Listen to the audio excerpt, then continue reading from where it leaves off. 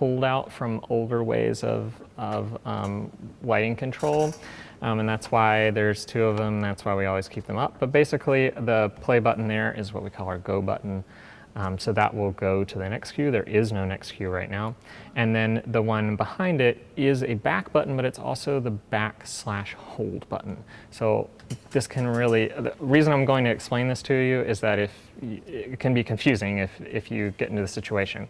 So if I just hit the back button once right now, you'll see that it just goes back to cue 1, okay?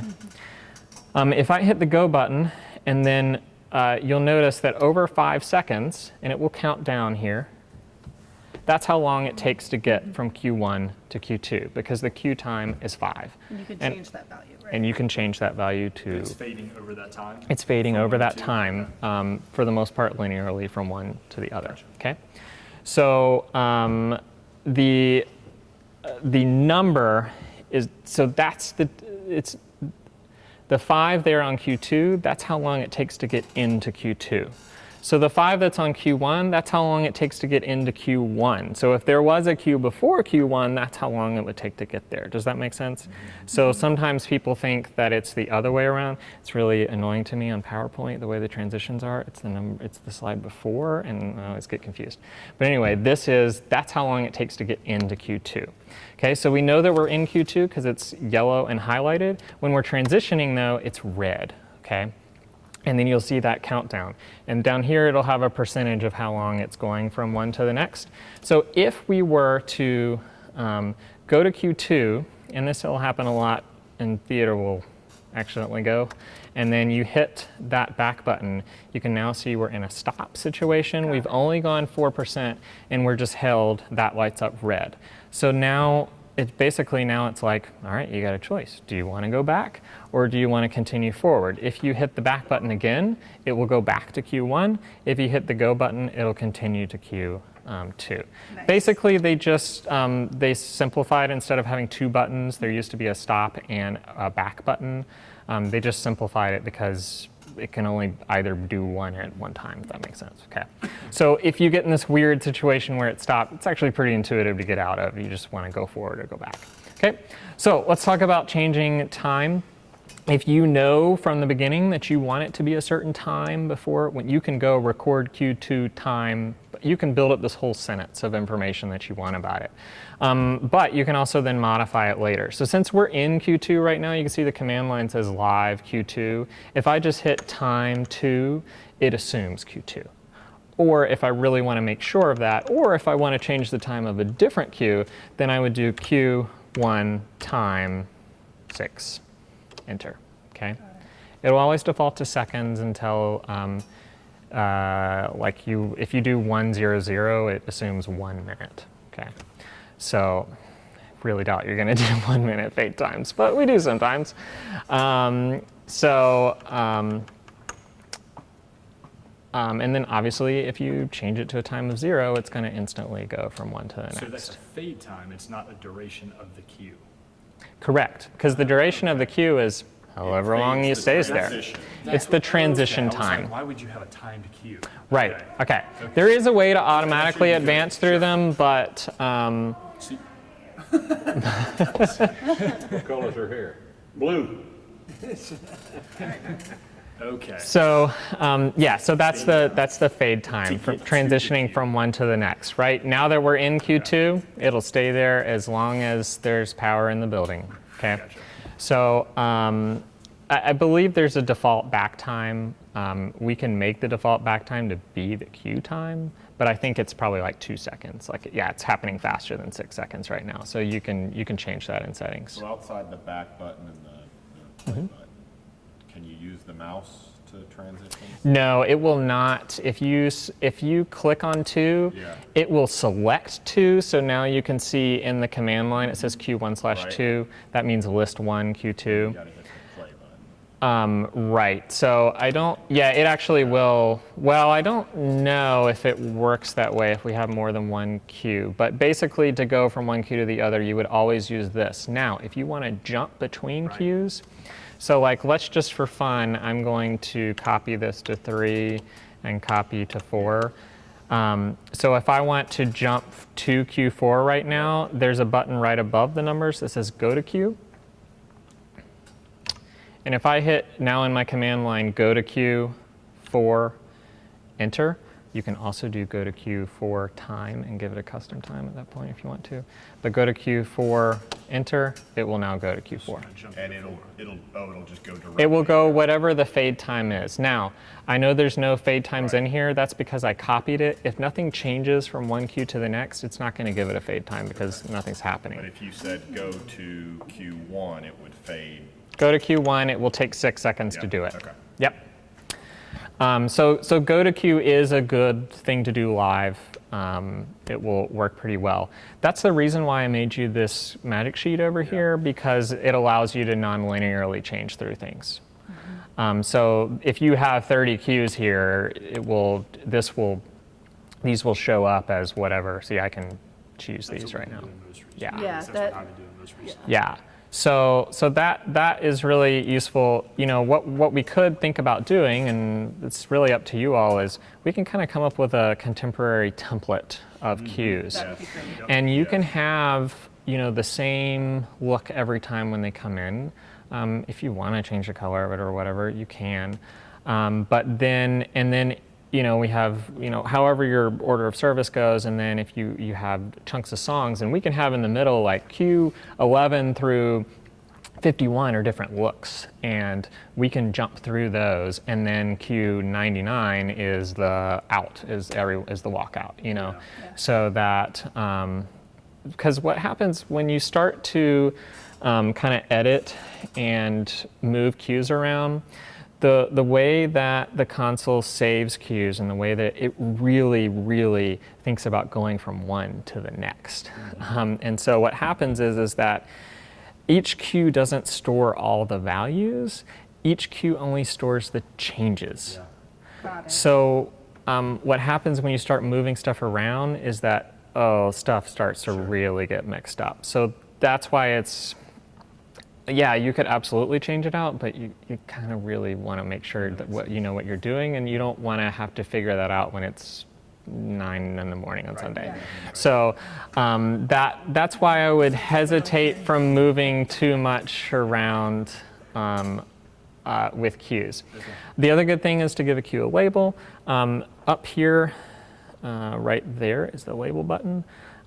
So it's also the key command for it is L, so you can just select a queue and then hit L on the keyboard, and then you have the keyboard over here. There's the on-screen keyboard, but when you don't have a touchscreen, that's kind of a pain. So like let's clear out of this and like just do Q1, and we could say label pre-service, right?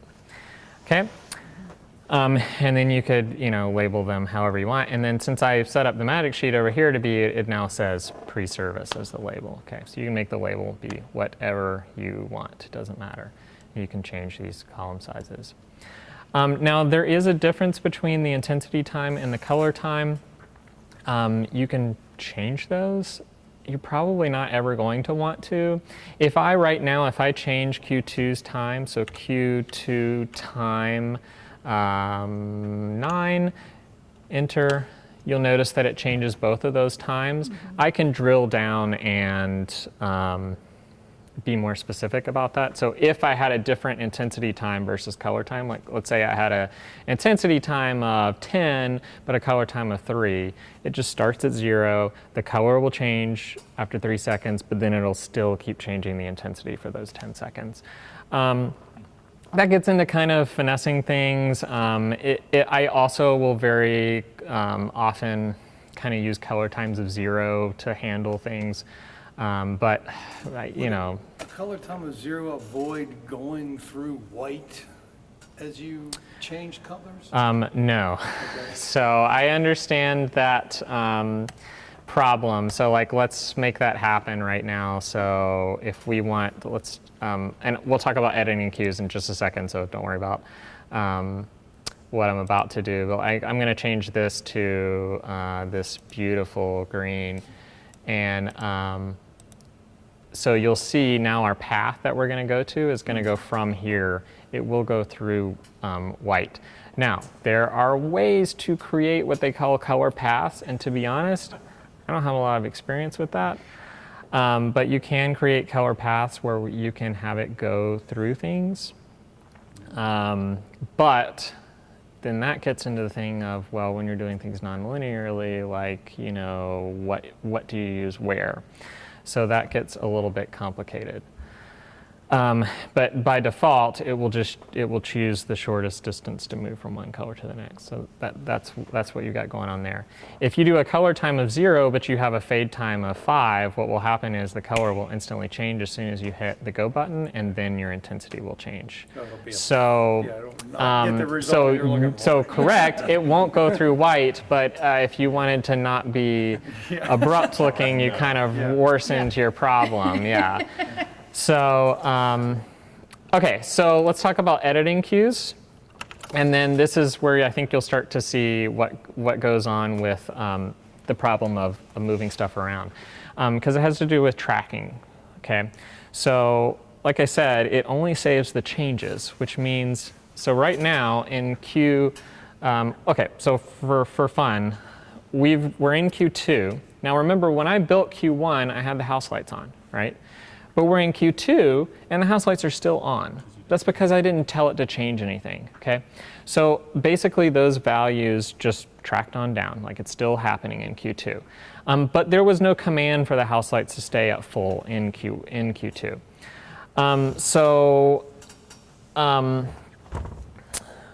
If I now go to Q3, and I've decided, okay, now I want the house lights to be down at 10%. Oops. House lights at 10. Okay. And I want this to be out. And I don't know. We're going to have the, let's do like the contemporary, these lights. Let's have, not that. Let's have this at, I don't know, 30%. Okay. So then I'm going to record that, or sorry. Okay, so I'm now modifying Q3. Okay. Record is basically like file new. Okay, so that's our new file. So record you really only want to use when you're creating a cue. Because what happens is if I do record Q3 right now, it's going to just kind of steamroll over what was there before and do a full new thing. What I want to do is update cue. So there's update, which is right there, kind of to under record. So we're going to do update, and since we're in Q3, it assumes. You can see when I hit update, it's got this little chart up here, and if you really want to make sure everything's going on, the target, it says Q3, and then it's telling you all the channels that are affected in this update. Okay, so I can do update, and then if I hit enter, I know it'll do, you could do update Q3, but you really just have to do update. So now that's saved in there. If I go back and then I go forward, now it's going to go do exactly what we said we wanted it to do earlier. Okay. And all of those changes are reflected in Q4 as well. I mean, nothing changes because I haven't had anything. But let's go back to Q1 and say, you know what, actually I want the banners to be green because I want to sabotage things. So I want to make that happen. And then there's a really nice stuff going on the front banners there. And I do update Q1. If we now go through, we're in Q2 and the 24 comes up, and then we go into Q3 and our house lights are going to start to go down, but our banners are still green. Okay?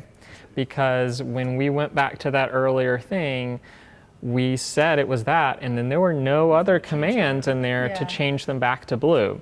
So this is what we call tracking. So the stuff tracks through, okay?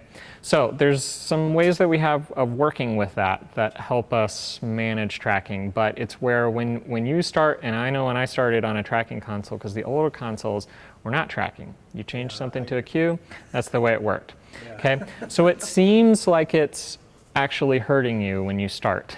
But when you're dealing with all of these parameters, all of these lights can do so many different things, and there's so many plates spinning, tracking is actually your friend once you know how to use it, because it really, really helps. Otherwise, when you go from one cue to the next, then you're like, no, wait, I just had that like I wanted, and now it's going back to the other thing. So let's talk about some ways to manage tracking, okay? Probably the easiest thing to think about is what we call a block. Okay, a block is like it's basically a flag that we can put on a cue that says, don't go through me, okay? So anything that tracks won't go through. So in Q3 right here, let's make it a block. So we're in Q3, so I don't have to say Q3, but you could do Q3, and then block is right up here. These are kind of cue modifier moving keys up here, block, enter. All right, so I'm going to change this so that we have the block flag visible. So now we can see there's a little B next to that cue. Okay, so now what happens if we go back to Q1 and we now decide we want the banners to be red, and then we update this cue. So I'm going to do update, enter. So now Q1's been updated. Q2, there's still going to be red in. We've just got our channel 24 coming up over there. And we go to Q3, there's still red. Got this, oh wait, sorry, no, they do change in Q3 because we had a block on that one. So the block is above the cue. The block says, nope, don't come through me. So blocks are really useful. Basically, kind of any of those looks that we're going to build for songs in a service, might as well just block them. Yeah. So that we don't end up with, when you're editing one, you track through on other stuff. So we could get into, so we've got all of the intro, the pre-service, all that stuff, and then we'll make a block of songs with different options. And each one of those cues will be a block cue, you know what I mean? So that whenever you, okay. So when you're editing one, you don't track through another. And this is only important if you're sequentially going through. It's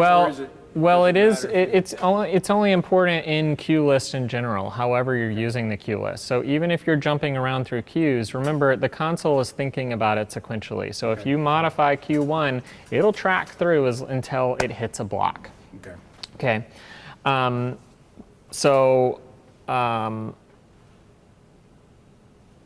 Cool on blocks, kind of understand? Okay. So if you want to kind of turn your console tracking off in a manual way, you just block every cue, and it'll work that way. Blocks, if you want to unblock a cue, you just hit it again, and the block flag will go away. Okay. Now that doesn't mean that now the floodgates have unleashed and it now pushes through, but any future changes that you change will track through. Okay. So blocks, I will always, we'll have blackouts in the theater all the time, so I'll always block a blackout, because what happens is in rehearsal, if I start to make value changes or I, put a light up at a level and then we get to a blackout, everything goes out except for that one light that I changed earlier, and it's like the thing like, okay, I'm working on it. So that happens all the time, is we'll say like, oh, it tracked through, something tracked through.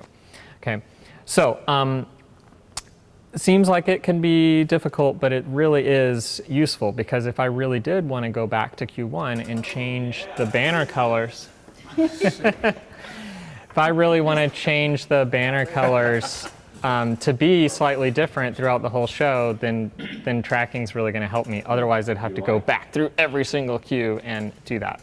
Okay. The other thing about tracking, then I'll tell you, that's super useful. If I am updating something and I know that I only want it to happen in this cue, okay? So again, that could be another way that you handle the cues where you have very different looks, like for each song. If in Q3 I want to change the banner colors again, so I'll select all banners, and let's go and choose a nice, yeah, sure, okay. How's that? Make a nice little yellow like that. Go back to our magic sheet here. I'm going to do update this cue, update, enter. Okay. Oh, I'm sorry. I forgot what I was doing. Let's undo. Okay. So it's not updated. These values are still manual. If we go to our lib table, they should be, let's see. Oh, hang on. So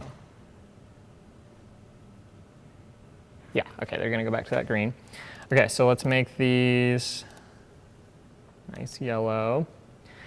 Now, when I hit update, before I hit enter, conveniently right above enter, there's a button that says queue only track. And that toggles back and forth through either track mode or queue only mode. By default, it's in track mode. So if I hit update right now, it's gonna track through into Q4. But if I hit this queue only, it now says queue only right there. And see, if I hit it again, it says track. So you can just swap back and forth through the two.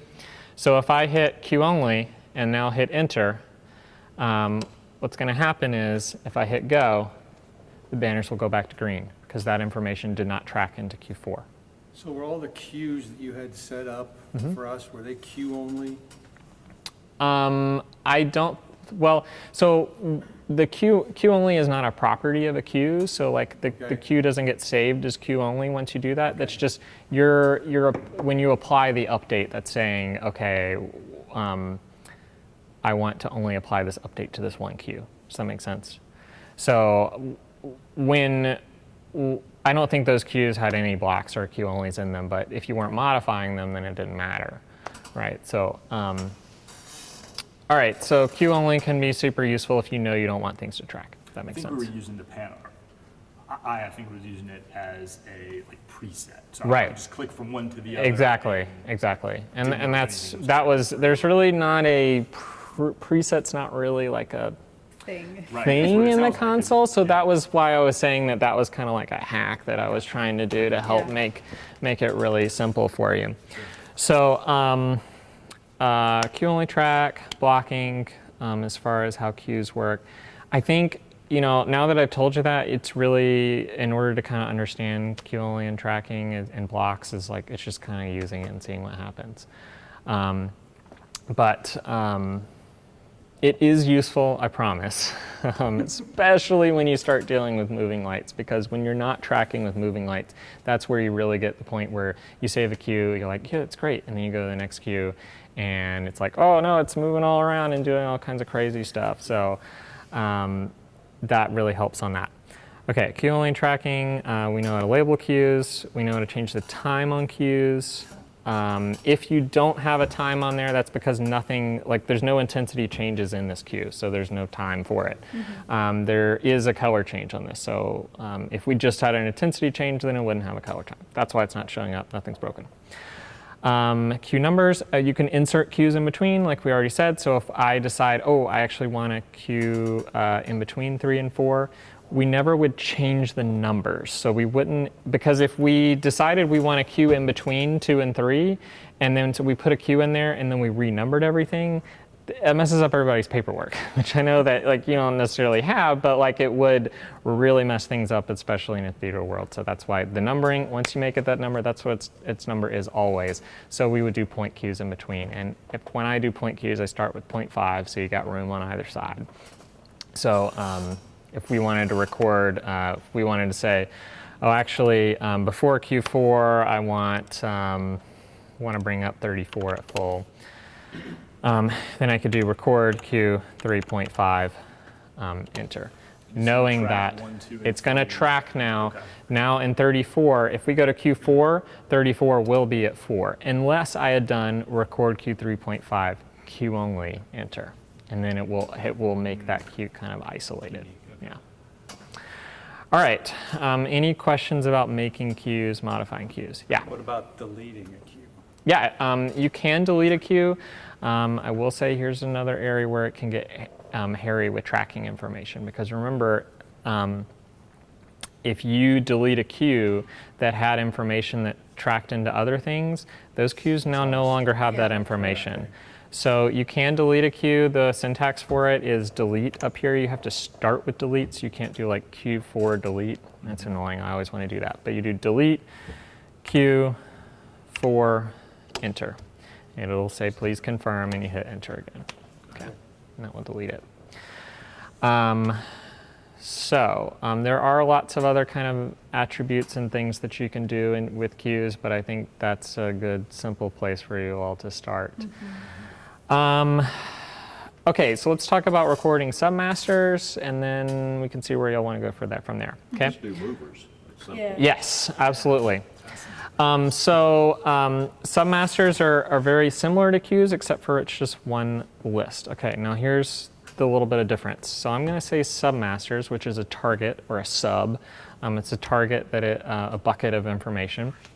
And just like a queue, a sub will save everything that's going on. These are called faders.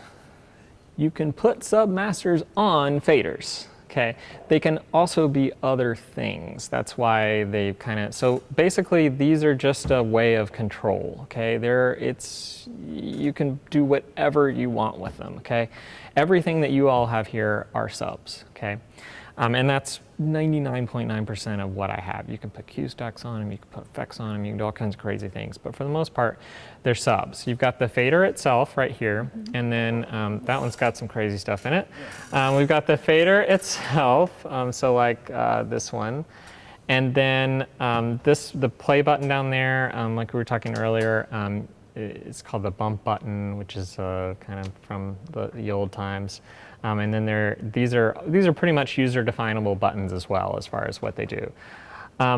So the way that the board handles using multi-parameter lights and subs is a little bit confusing, but it really is helpful. So I'll try and explain this in the best way. So if we record a sub, so let's say we want to record a sub with these cans that are blue. We want them to record them in blue at that level. Okay, so we say, okay, record sub 999, enter. Okay. If we then take that actual fader and push it up, by default, what it's going to do is take all those levels from null up to whatever their greatest value was. So that's the intensity level, which is what we want. We want to say, oh, I bring that fader up more, the lights get brighter. But it's also bringing the color levels from wherever they were to wherever they're going to go. It's fading the color levels as well. So let's just get out of everything here. So I'm going to clear sneak enter, and then, oh, here's another really important thing to know about queues. Go to queue, out, enter. That releases all the queue values. Go to queue, out. I also have a button on the queue chooser over here. That's a little macro that does go to queue out. That's what it's doing in the background. Cool. Yeah. So you can do release all queues. And then release all manual values does a clear sneak enter. Cool. So those are your little shortcuts for that. So if we want to make a new new submaster, so let's bring these up at full and put them at that blue. Okay. And then we're going to record. So you do it just like a sub, record, but sub is down here. Sub, and then we're going to call it 600, because I don't think I have that. Okay. It doesn't show up over here because remember these are faders, not submasters, and we have to assign a submaster to a fader. So it used to be that there was a sub on the console and it had a number and it was that sub. But now there's no numbers on here. We've got the screen because you can change pages, but you've also maybe noticed that these numbers don't necessarily go sequentially. So I'm going to get over to a blank page. So let's do 7 there. And to assign a sub to a fader, here's how you do it. You first select the sub that you want. So I'm going to say sub 600. You can hit enter, you don't have to. I'm going to then select the actual fader that I want, and then you press both of the buttons at the same time, and I've now assigned it. It says S600 right there. If there was a label, so I can label it, sub 600, label that. And now that label is going to appear on the screen now. Okay. It's okay. It's good to know yourself. Okay. Oh, sorry. I guess this is for lighting me. Yeah. There. So. Casey's show. That's the 201, of course. Okay. So this submaster is down at 0, but we see the light because we've still got those values from when we programmed it. They're still manual values. Okay. Oh, okay. So I can go ahead and sneak those out. So that might be one thing after you create a submaster and then you're trying to bring it up and bringing it down, you're like, it won't go out. It's because there's still manual values, so you're gonna clear sneak So is enter. sneaking out the same as your macro for release manual values? Will that also sneak it out? Yeah, release manual values is a macro that says it in there. I'm pretty sure it's probably clear sneak enter is what Sneak enter. yeah. Okay. Yeah. It clears the whole command line so that it does everything and not just Okay. whatever you last selected. And then release queues is go to queue out enter. Right. Okay. Okay, so now if we bring that up, our sub is actually working. But Okay. what you notice is when I bring it up to just a little bit, it's at 12%, but it's not looking very blue, right? Color's got to fade in. Because Right. the color also has to fade in. Okay, so that's what's happening. When we look at the live table here, you can see all those values are changing from 100 to be whatever their level is, okay?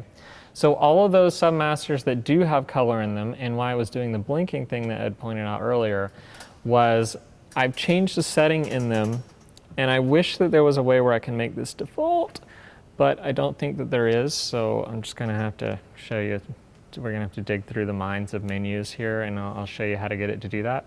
What it's doing is, as soon as the submaster goes above 0%, so it now knows, oh, he's using the submaster, right? So now it knows we want to use it. It jumps all of what they call non-intensity parameters, okay? So it jumps all of those non-intensity parameters. In the case of these lights, the color parameters, it jumps them into whatever the full value is, okay? Noticed that. So that's what was that's what was happening with it, was doing that weird like blink out thing, okay? So that's what this light is saying. It's saying, hey, I'm doing some stuff here, like that's different, right? So so right now everything is just all piling on additive. So if we go, And just to clarify, Yes. when that fader is at max value, it's only at the max of what you set. So Correct. Like you said that at 50%. I that happened fader's to set this one to full, maxing but out. if I recorded it in at 50% and I had the fader up at full, That's then it would 50. only go to 50%. Correct. So if the fader's halfway up, it'd be 25%. Gotcha. Yeah, it's all just proportional from that. Okay. So if you're ready to dig into the minds of configuration here, I'm going to open up a new Tell us what tab. this does. Tell us where we're going. So What are we changing? we are going to change the way that this sub behaves a little bit, Okay. so that we don't have the problem of it going white before it goes blue. Okay. So we're going to go to fader config, okay, which is down here under controls, the little fader and then a gear. You go to fader config, and then here's all of our faders and what they're assigned to. Okay, it's a really non-intimidating screen, right? Okay. So we're going to scroll down to page 7, which is what I was on, and we're going to find sub 600, and there it is. S600 SLD FKJG. Okay. So we can do lots of things here. We can change what these buttons do. Okay. I don't recommend doing that because I don't even know what all that means. And we can change what the actual fader itself does. Okay, and then you all don't, on some consoles, there's a third button on top of the fader, but you don't have one, that's why it's locked out.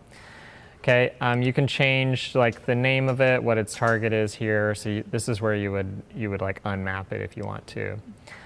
But what we're gonna do is these are the kind of properties. So right now it has 2 default properties, which are additive and high stakes precedence, which are just 2 ways that it behaves. If we click on that, it has a bunch of different things that we can change. The one thing that you're going to change to make this different is where it says master, you're going to change it from proportional to intensity master. So now it says a bunch of stuff, and here's how it's going to work now. So if I bring this down and then I bring it up just a little bit, you can see it's doing a weird blinky thing. And now we can see that our colors are actually blue, and we can change it Why is that not the default? to be brighter, Yeah. right? Okay. So where this gets complicated is then what if we now have another, and this is maybe the answer to why is this not the default, is if we now create another submaster and we've said, oh, that one's green, okay? So what's going to happen is as soon as I touch that one, it's going to snap to green. Pops. Right. That's what it's been doing now. Okay. So that's where you get to the decision of which way do I want to make it happen, right?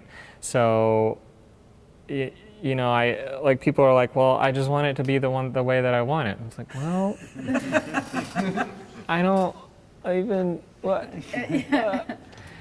So, you know, that's why when you start dealing with color and submasters, it gets really complicated. But there is a different way that we can talk about. And that is, when we recorded the Submaster, we recorded all of the information into the Submaster, including well, for one thing, if we had other lights on, we would have recorded them into that. So let's look at, you want to probably be more selective when you're creating Submasters. So let's kind of do a little more complicated way of creating a Submaster. Okay, so let's build a whole look again. So let's say we want to go back to our magic sheet and let's pull these up at 50 and then put our banners up at 20%. Wow, that's 20%, huh? And let's put those in an, oops, go back to here. Let's put those in a nice color. Okay. All right, so if I want to create a Submaster that is just that look on stage, if I did record sub whatever now, it's also going to include all the value, everything that's active right now. So what we can do instead is just select that group. So now it says group 20, record, sub, 601. And now if I do sub 601, I'm really hoping this magic is actually going to work and I don't look like a fool. And then I sneak group 20 so we can actually see the sub working. Now, if I bring that up, it's only going to affect those lights. So if I sneak everything,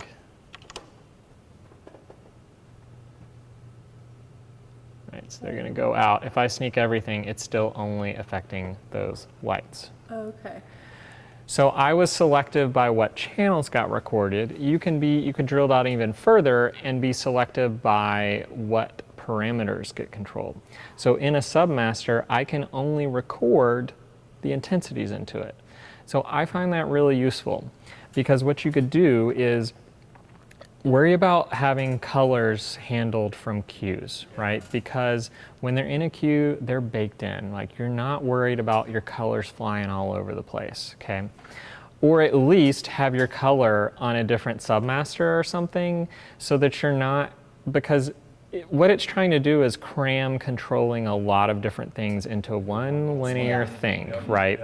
And so it's like you're, you know, it would be like trying to control the loudness of how you're playing a note and the pitch in the same thing. You really can't do it. So you need to be able to have two ways of controlling it. And I would like to have colors and cues because I just know that's the way it is. And then intensities, which are really way more important, can be in Submasters, okay? Yeah.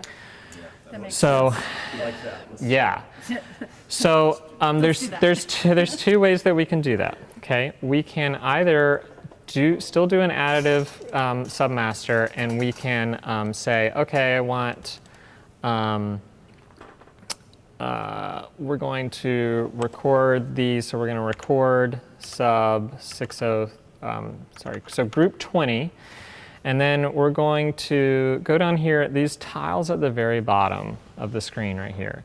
So these kind of refer to groups of parameters that a fixture can have. So we could click on color and it would select all of the color parameters. So red, green, blue, etc., however many that type of fixture has.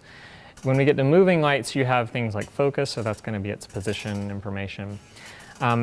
Intensity just has one thing under it, just intensity. So we're going to click on intensity. So group 20 intensity, record sub 603. Okay. So now when I do sub 603 and I assign it over here, I bring that down. Let's look at the live table, and we can see that when I move this fader, let's look at, so we can see these values aren't being affected by it at all. Yellow values come from a submaster. Red values are manual, yellow values come from a submaster. So that's what we got going on there. Does that make sense? Yes, Yes. kind of? Yeah. Okay. I think that's probably the easiest and most intense and intuitive way to do it. As far as operation, I know it's got that extra step of you got to build up this kind of big sentence of how to do it. There is also, you can change the mode of the submaster to be what we call an inhibitive submaster. So what that does is instead of having a look stored in it, it just has, like let's say we want to make an inhibitive for all the front light. And basically you want to have, it's backwards. You want to have that sub all the way at full. Mm-hmm. And that's basically, it's like a limiter. It's saying like, these lights will not go above the level that this submaster is at. The problem with that is that it doesn't have any values into it. So it's like, you can have that up, but unless a cue is telling the light to be at that level, it won't be at that level. Does that make sense? So I think this is a little bit easier.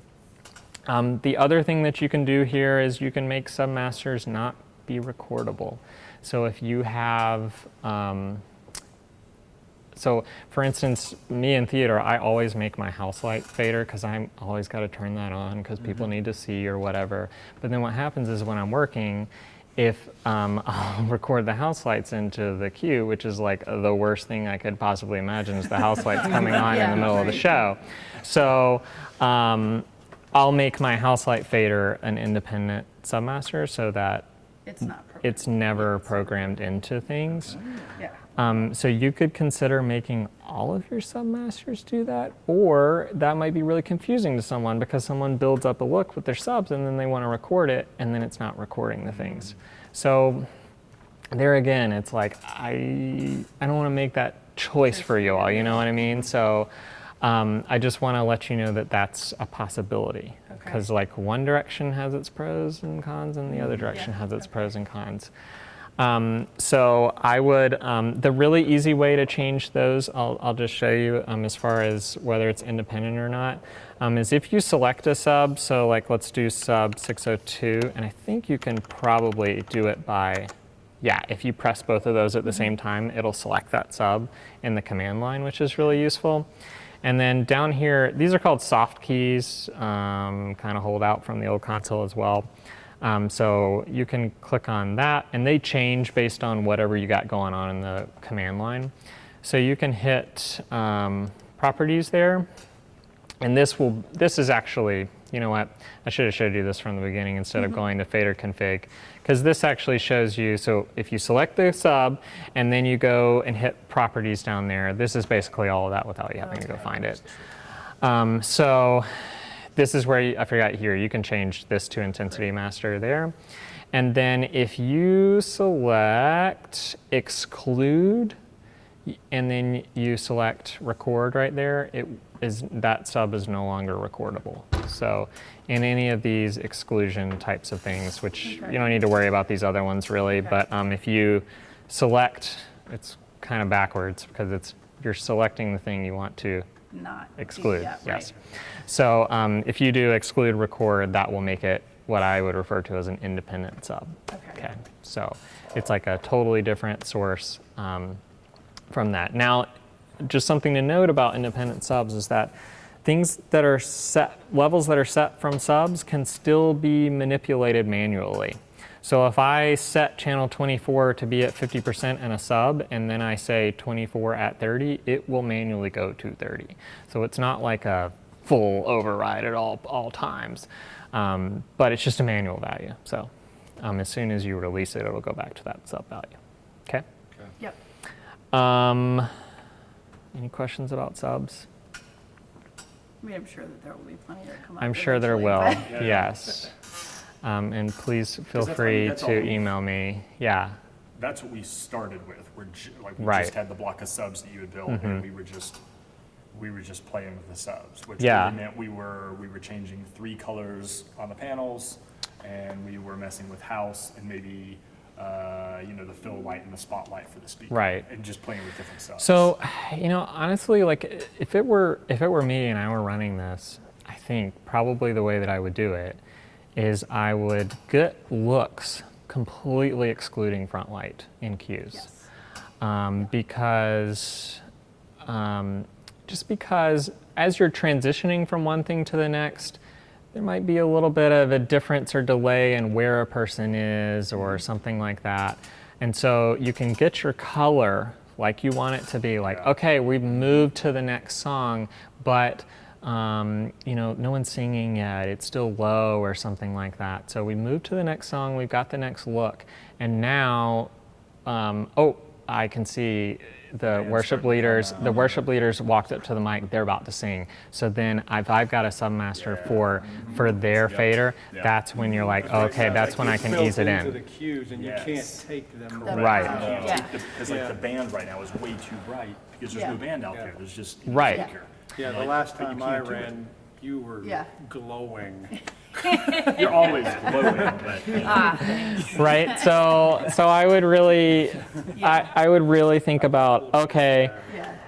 you can create a cue that is your walk-in, so that's always the same, and then every cue kind of past that is everything. Basically, all the white light is manual, right? So all your front light, Yeah. all your front light, all of your specials, and your house light consistent look. and your house light are controllable, right? And so the things that it makes sense to be baked in are baked in. The things that are hard to get out of being baked in are not, and they're So now we just gotta movable. build that. Yeah. And truthfully, I think, as you look at other volunteers that come and on any given Sunday, that's easy to explain. Right. Yeah. I don't That's think super that- easy to explain. You've got the labels here that they say, okay, go to this song. Exactly. And what you can do is if you build up a good group of looks, if you say, okay, here's what our set's going to be this week. Here's the songs that we're going to do for contemporary. You can say, I think this one, you could decide like, I'd really like to use this one. You could jot down on your set list and say like, let's use Q21 for this one. Let's use Q24 for Yeah. that one. And then they can be there ready like, okay, they're about to change the next one. So we can go to Q 33 and then hit enter when it's time to go, and it will fade to Like I that one. could build that Right. into the order of worship that y'all get, that like Right, that absolutely. planning center printout. Yeah. The lighting cue on And a it. person could also build, They could also set the cue choose ahead that. of time Yeah. so that anybody could sit down and just push. Right, Yes. and you could, or if you don't do that prep before, then you could still at least have the operator look and see like, this one says red and amber, and so we'll go to that one, and then you get that look. Right. Or they can remember, I liked this look, so let's go to that one, so. Yeah. So to kind of put that into practice, can we like get rid of the cues that we made so far and like let's just see how we do it. Like make the first two, make like the pre-service, make the walk-in and everything, and show us how that part would be the preset and the subs would be the masters. 'Cause Yeah. That all sounds Yeah. great, but now I'm trying to think through like, Okay, so let's do two things. Let's, Wesley, before you get too far, I do want to make sure we talk about movers a little bit, and I want to be Yeah, mindful of your for sure. time. We've got about Okay. 10 minutes left, so okay. like however we want to. okay, movers are good, yeah. I'm happy to stay a little longer. It's totally fine. I don't have anything to go I mean, to, but. I'm happy to do that too. I'm just cognizant. But I of know, your time. yeah, I don't want to go over on y'all as well. Yeah. Okay, so here's the deal. Left on the movie. So y'all can all go home. Ed's like, I don't have anything to do. I thought it was 4 hours and 7 minutes on the card. Okay, so here's the deal with movers. It's just like any of the other lights that are color changing, except there's more than just red, green, or blue afterwards, okay? So, going into our magic sheet, okay? Your movers are over here in this box in between all the banners, okay? So you've got 4 of them in these 4 corners. I've got one group that does all 4 of them. You can select each individually. I've got just that row and just that row, okay? They're all the same, exactly the same fixture, so they do exactly the same thing. So, which is great because we're able to we can have them all work in unison or change to be whatever you want, okay? So let's just select all of them right now. And then really the kind of probably the easiest way for you to see everything that's going on at once is to use the tab called MO controls. Okay. Now remember the MO controls for the color changing light just had your red, green, and blue. The MO controls for these are a little more overwhelming, right? Okay. Okay.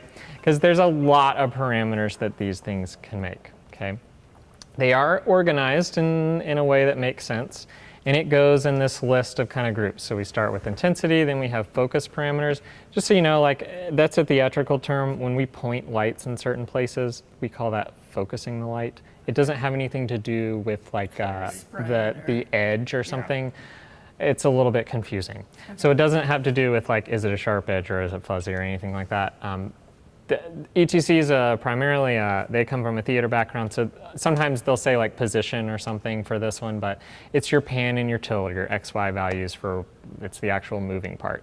So there's a little dot here on this coordinate that is really not super useful to you because it's kind of not, it doesn't have anything to do with where it is in the space. This console has no idea where it's at or where the lights are at, right? Yeah. So that's kind of just where it's at right now. You can take this and move them around and it will start moving them. You can hear them kind of whizzing around. They're not on right now, so we can't see them. I will show you a way to do it with a little bit more finesse by using the encoders, because I find this way it gets really kind of hard to use with the mouse. You could also move these up and down if you want to. But that's pan and tilt in this section. I probably wouldn't use the on-screen of that. I'll show you how to do them on here. Okay, then you've got a color picker, just like you saw before. It works just like that. You can also change. These particular fixtures have what we call color selects. That's a, so instead of, there's different ways that color mixing happens in these moving lights. Using this, you'll get nice smooth transitions between colors. Using the color selects, there's literally a wheel with pieces of colored glass that changes. So you think like, well, what's the advantage of that? Because you can't move through them smoothly. They'll click through them. They're just usually a little bit more efficient way of, this is using multiple different filters that are layering, and so it usually cuts a little more light out. If you want to get really punchy and rock and roll, they're going to go to their color selects.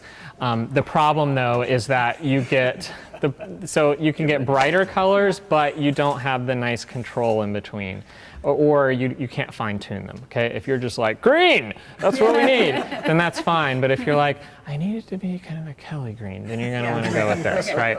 Okay. So, and then there's some other ways of controlling color over here, these HueSat, CTO. This is like a color correction if you want it to look less kind of stale. Okay, then there is an iris, which is just like an iris in your eye or in a camera. It's just a device that changes the aperture by making it smaller. The thing to keep in mind about an iris is that you're cropping out light. So it's not actually you want to try and zoom it as far in as possible, because then you're concentrating the light. And then once it zooms in as far, if you need it to be even smaller, then you're going to want to iris it down. Okay. You can also do cool effects with irises as well by just being able to really quickly change the, okay. Then your edge and zoom. So a zoom is going to be the size of the light, and then edge is going to be what you think of as focus. So it would be kind of whether you have a really sharp edge or fuzzy. But zoom does not change the intensity, you were saying. Well, it will change the intensity in the sense that as you get bigger, it's going to appear to be drastically, right. So you have to think about it as a volume of light, and if you spread that out, it's going to look not nearly as bright. Yeah. So if you zoom these way out, you're going to be like, they look like they're barely on. Okay. Yeah, so zoom is intensity, iris is not. Iris is just correct. Iris, you're physically cutting off light, so you are losing light that way. Sure. Yeah. But the appearance of the beam won't seem less. Okay, so that's edge and zoom. We can change those there. There is a shutter strobe on this, so that's actually physically a piece of metal that's moving in and out.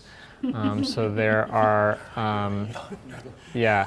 Okay, there's a diffusion wheel on here, so if you want to get, besides the edge, if you want to get a really nice soft edge, it's got diffusion in there. It's just a little flag that makes it frosty.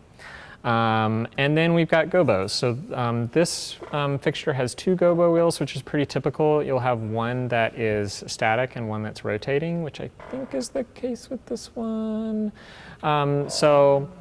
What's cool about having 2 wheels is one is you get more gobos, which are the patterns that you see.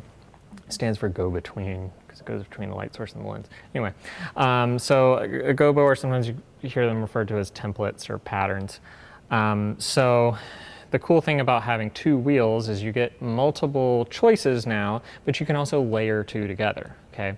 Which is really cool when you start to have one in and then you rotate the other one, you can get some cool texture stuff. If you change this edge right here, not only is that gonna change the edge of the beam, but it will change how in focus a gobo is projected. And also, since you've got 2 gobos in the focal plane of the light fixture that are at 2 different spaces. So if you have 2 in, you can't have both in focus at one time. They're going to be slightly out. But what you can do, which is super cool, is you can morph between one to the other by changing the edge for the focal, for one to be sharp and then the other one to be sharp. So that's another reason why you've got 2, is you can do so much stuff there.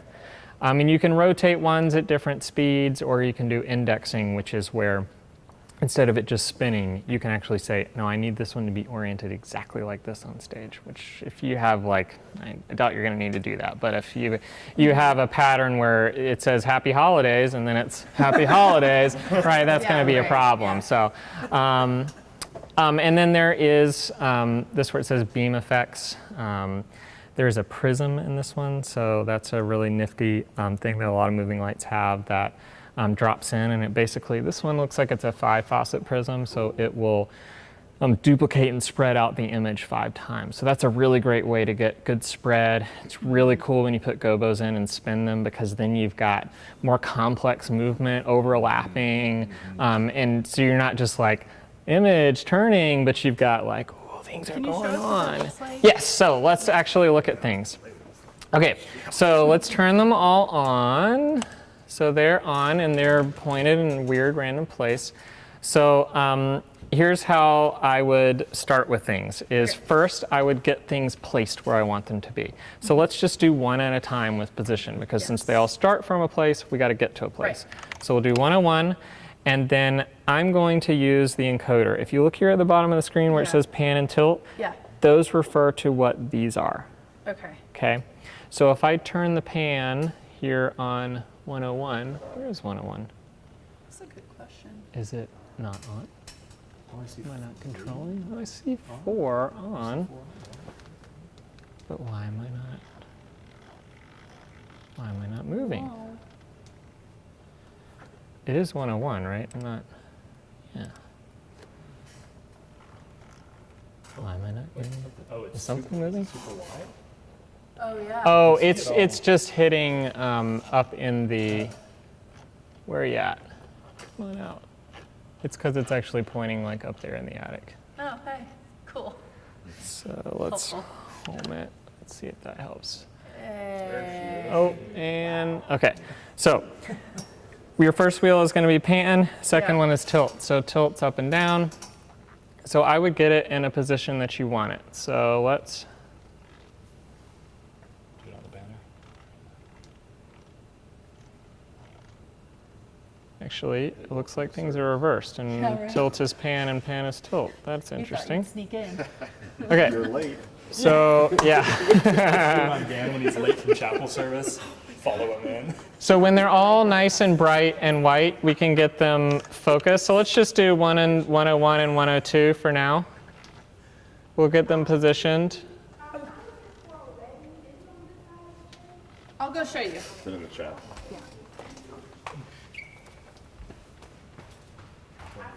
Go and light up close and she walks in. Yeah. Okay, so we'll get it nice and positioned.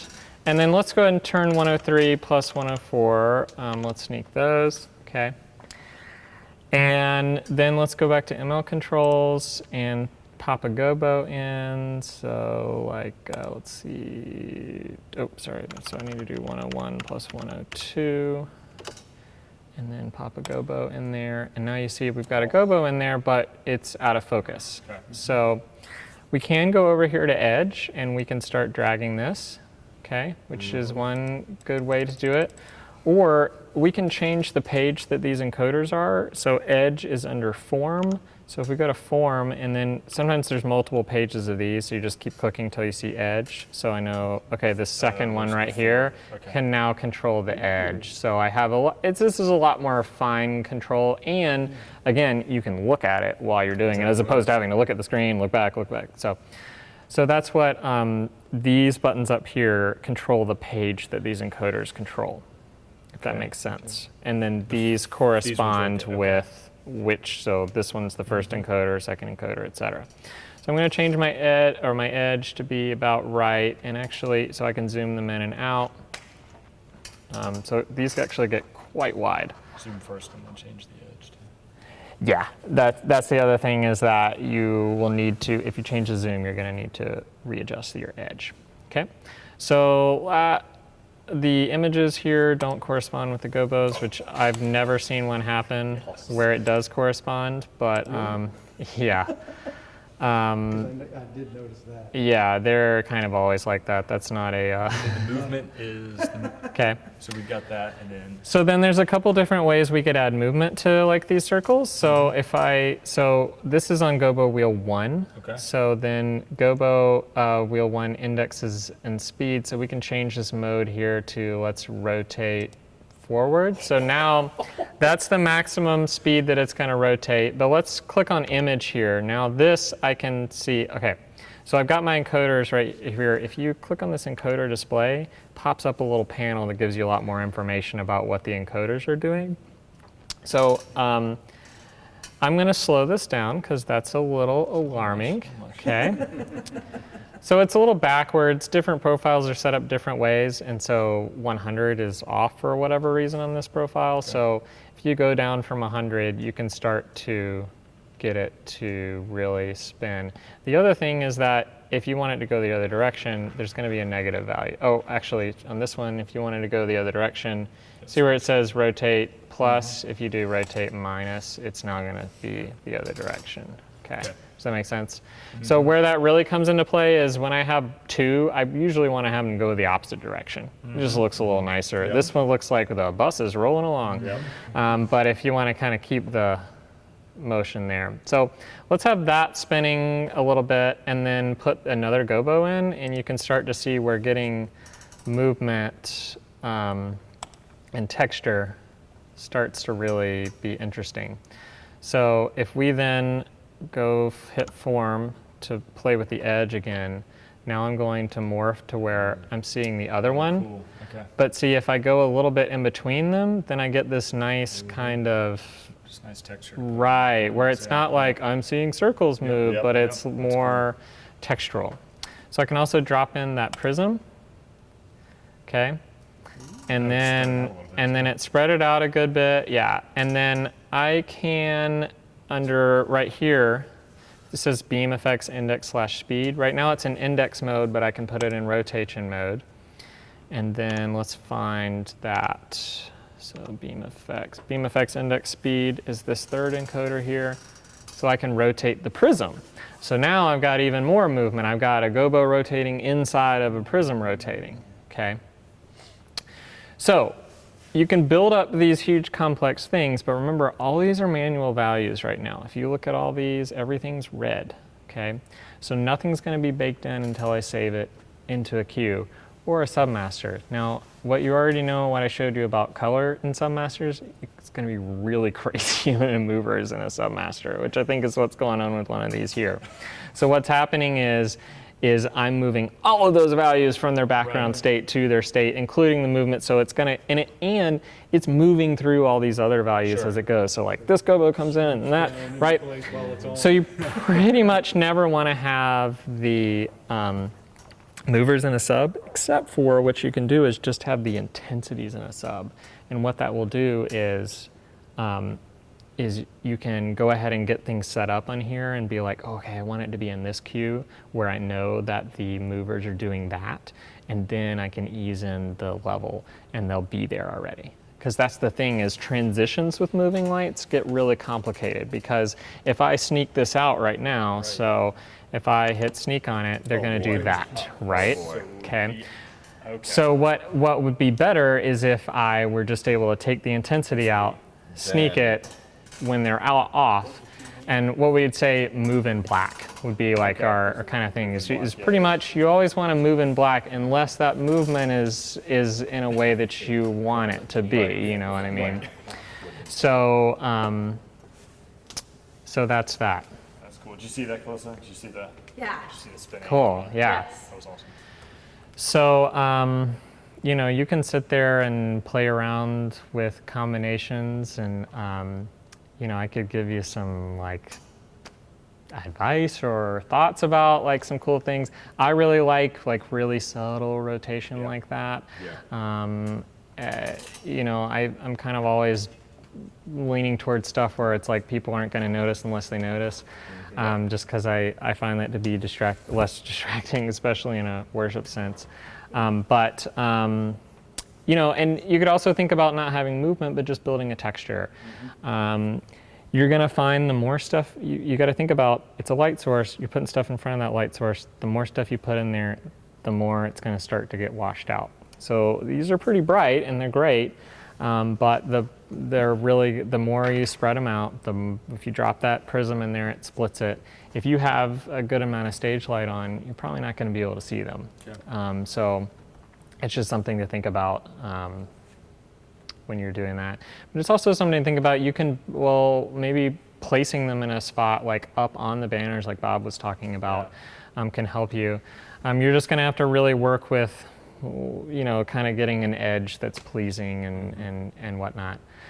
So again, I would highly encourage putting those in the cues, and then so let me show you real quick. If we wanted to, let's do 101 plus 102, and then let's do 101. Let's put it somewhere. Say we want it there, and 102. Yeah, that's what you would have needed. Yeah. We're going to put it there, and then let's just put a gobo in both of them. Oops, so 101 plus 102. Actually, on this one, it looks like both of them do. So you can actually spin both in opposite directions. A lot of moving lights will only have them spinning in one. Oh, one spins and one's a static.